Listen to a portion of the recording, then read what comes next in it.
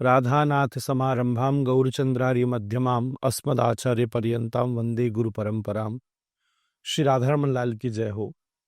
श्रीमन महाप्रभु के परम पार्षद वास्तव में भक्ति प्रदायक हैं। हम लोग कुछ पार्षदों के लीला चरित्र पर संवाद करेंगे और जो कुछ अति प्रसिद्ध नहीं है पर हमारे जीवन में बड़ा परिवर्तन लेकर आ सकते हैं, ऐसे कुछ पार्षदों पर मैं बातचीत करने का, कुछ आपको प्रेरित करने का प्रयास करूंगा। श्री चैतन्य महाप्रभु के अत्यंत अत्यंत निजी सेवक जिनका नाम श्री गोविंद है, इनके विषय में कुछ दो चार महत्वपूर्ण बात वैष्णवों की भजन और गुरु निष्ठा की पुष्टि के लिए मैं संकेत में लाऊं। आप श्री वैसे तो श्री ईश्वरपुरी गोस्वामी जी के परम कृपा पात्र थे और उनकी सेवा में रहते थे। एक गुरु का दायित्व यही है। यह बड़ी महत्वपूर्ण बात है कि जब अगर किसी महात्मा का वृद्ध शरीर होने पर शरीर शांत हो रहा हो और उसके शिष्य अनुगत अभी भी उसके संग की अपेक्षा रखते हो, तो दो ही साधन है। या तो वो अपनी प्राण शक्ति के द्वारा सदा उनको अनुभव प्रदान करे और या फिर किसी ग्रंथ का आश्रय दे। बहुत सारे चरित्रों में मिलता है कि अब से तुम ये ग्रंथ पढ़ना, इसके माध्यम से तुम्हें अनुभूति होगी। या फिर वो किसी न किसी अपने जैसे ही समर्थवान सदगुरु आचार्य के आश्रित उन जनों को करे जिससे उनको उसकी अनुभूति हो, या साक्षात भगवत सेवा प्रदान कर दे। तो श्री ईश्वरपुरी पाद ने भी अपनी लीला प्रवेश के समय अपने इस अत्यंत निकट परिकरी श्री गोविंद को आज्ञा दी कि तुम जाओ और साक्षात श्री चैतन्य महाप्रभु की दिव्य सेवा में संलग्न हो जाओ।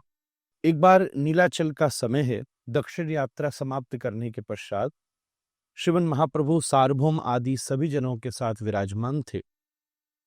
तभी श्री गोविंद वहां पधारे और आपने महाप्रभु के चरणों में प्रणाम करके कहा कि मैं श्री ईश्वरपुरी पाद का परम सेवी हूं। उन्होंने मुझे आपकी सेवा करने की आज्ञा प्रदान की है, आपके पास मुझे भेजा।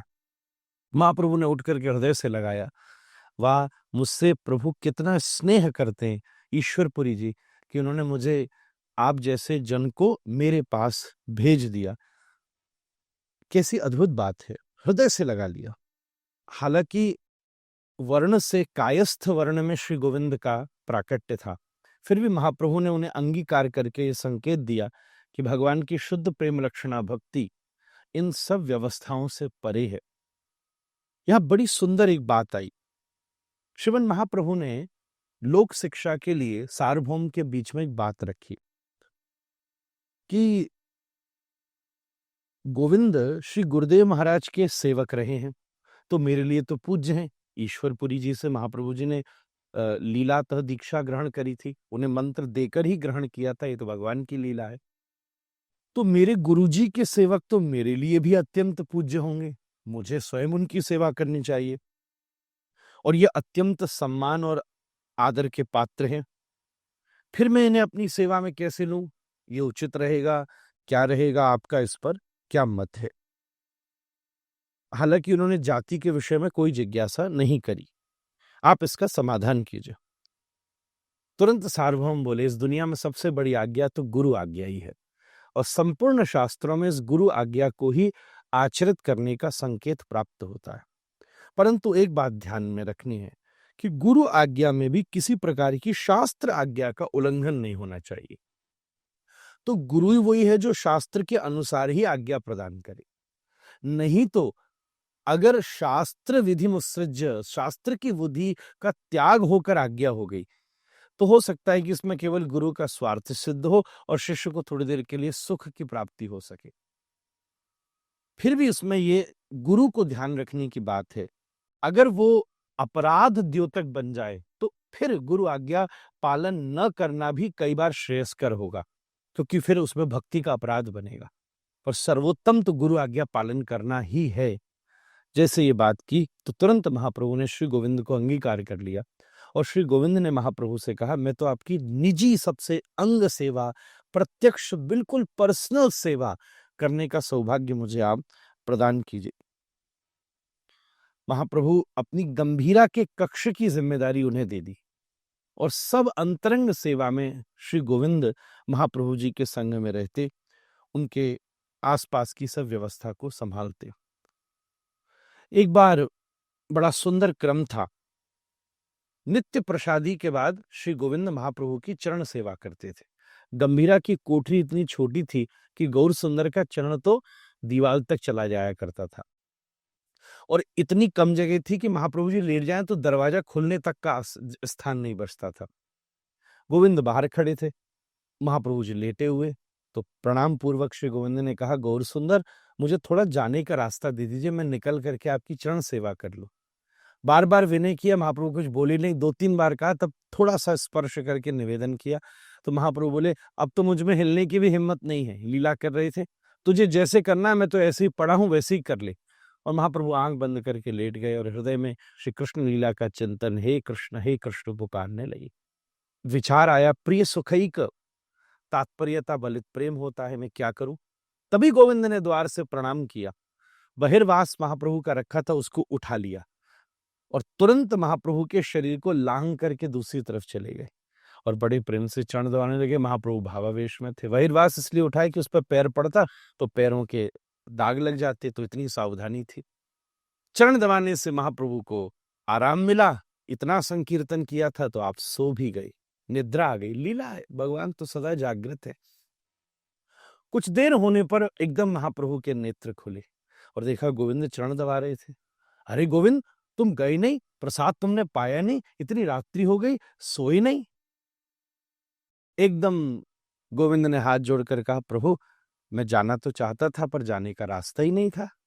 तो महाप्रभु जी उठ करके बैठे और बोले, बेटा जैसे आया था वैसे ही वापस चला जाता, इसमें कौन सी बड़ी बात है। जैसे आपने प्रवेश किया था वैसे ही कर लेते। श्री गोविंद ने कहा, प्रभु आपकी सेवा के लिए मैं आपको उल्लंघन करके जा रहा हूं, उसके लिए मुझे हजारों वर्ष नरक में भी जाना पड़े तो मुझे कोई आपत्ति नहीं, पर केवल अपने शरीर का भरण पोषण करने के लिए मैं आपको कैसे लांग कर चला जाऊं, इतना बड़ा अपराध कैसे कर दूं। भक्ति शास्त्र के इतने सूक्ष्म विचार एक सर्वश्रेष्ठ प्रेमनिष्ठ समर्पित शिष्य वैष्णव ही कर सकता है। महाप्रभु ये बात सुनते अत्यंत आनंद हो गए। वास्तव में तो महाप्रभु की लीला थी जिससे गोविंद के इस सूक्ष्म वैष्णव आचरण का जगत के सामने प्रकाश हो सके कि सामान्य सी सेवा करने वाला वैष्णव भी अपने विचार के जगत में कितने उच्च स्तर पर बैठा हुआ है कि कई बार भगवान भी उसके पराधीन हो जाते। ये साधारण लीला नहीं है। नवद्वीप से प्रतिवर्ष भक्तवृंद महाप्रभु के दर्शन निमित्त को आते थे। राघव की झाली, अनेक प्रकार के व्यंजन प्रभु के लिए भेंट में समर्पित किया करते थे। वो सब वस्तुएं श्री गोविंद ही, जैसे आप देखते हैं संत जनों को हम कुछ देते हैं, उनके साथ का कोई व्यक्ति एक एक वस्तु संभालता है, ये सब महाप्रभु जी को जो भेंट मिलती थी, जो भी वस्तु सामग्री मिलती थी, श्री गोविंद ही उसकी संभाल रखते थे। समय समय पर महाप्रभु जी को ऋतु अनुसार कोई ऐसा फल है, कोई ऐसी वस्तु है, कोई ऐसा चित्र है, कोई ऐसा वस्त्र है, वो महाप्रभु के लिए समय समय पर समर्पित करने की दिव्य भूमिका निभाते थे। जब श्रीमन महाप्रभु ने अपनी संपूर्ण लीला का संवरण कर लिया, फिर से श्री राधा कृष्ण मिलित तनु श्री गौर सुंदर अपने नित्य गोलोक धाम में विराजमान हो गए, तब श्रीनिवास पुरी पधारे, श्री गोविंद से मिले। श्री गोविंद गौर सुंदर के विरह में बिल्कुल सूखे पत्ते के समान शिथिल शरीर के हो चुके थे, बल्कि उस समय बड़े बड़े वैष्णव आके श्री गोविंद को हृदय से लगाते, उनके अंग अंग को छूकर देखते। जिस शरीर ने गौर सुंदर की सेवा की हो वो साक्षात मंदिर के ही समान है। ऐसे दिव्य सेवा प्रबंध शास्त्रों में वर्णित है। ऐसे श्रीमन महाप्रभु के पार्षद श्री गोविंद के चरणों में हम सब लोग बारंबार प्रणाम करते। हरे कृष्ण कृष्ण कृष्ण हरे हरे, हरे राम राम राम हरे हरे। राधा रमन लाल की जय।